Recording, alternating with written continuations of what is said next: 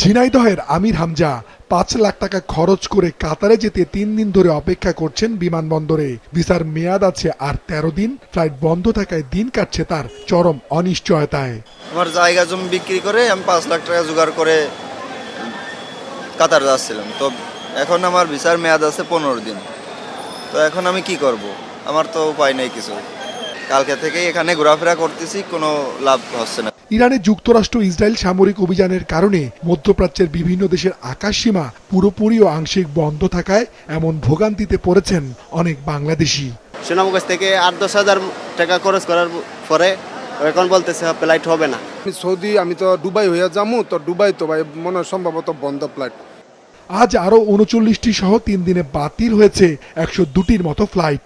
আটকা পড়েছেন অন্তত ২০,০০০ যাত্রী। ফ্লাইট বাতিল হওয়ার বিষয়টি আগে না জানায় আজও বিমানবন্দরে এসে দুর্ভোগে পড়েন অনেকে। আমি সব প্রস্তুতি নিয়ে বিমানবন্দরে আসছি, আসার পর জানতে পারলাম যে ফ্লাইট ক্যান্সেল। ছুটিতে আসছিলাম বাসায়, এখন ফ্লাইট বন্ধ। এটা আগে থেকে কারো জানানো হয় নাই, কিছু হয় না। এখন আসার পরে মাত্র জানলাম, তারপরেও জানানো হয় নাই, কমপ্লেন করা হয়েছে। কর্তৃপক্ষ যদি আমাদেরকে জানাই দিত অগ্রিম, তাহলে আমরা হয়তো এই ভোগান্তি থেকে মুক্তি পাইতাম। সময় যদি চাকরিতে আমি যেতে না পারি তাহলে তো আমার চাকরিই থাকবে না।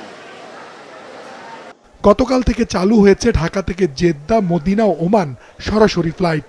প্রবাসী কল্যাণ মন্ত্রী জানিয়েছেন, ফ্লাইট বন্ধ থাকায় ভিসা জটিলতায় যারা নির্দিষ্ট সময় যেতে পারবেন না তাদের সহায়তা করা হবে।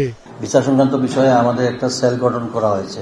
তথ্য ইনফরমেশন পাওয়ার পরপর যাদের ভিসার মেয়াদ শেষ হয়ে যাচ্ছে বা ১ দিন বা ২ দিন ছিল আছে, পরবর্তীতে তাদের এই ব্যবস্থা নেওয়ার জন্য আমাদের পক্ষ থেকে সব ধরনের সংশ্লিষ্ট এমবাসির সঙ্গে যোগাযোগ করে প্রয়োজনীয় ব্যবস্থা নেওয়া হয়। আশা করি এটা আমরা ওভারকাম করতে পারব।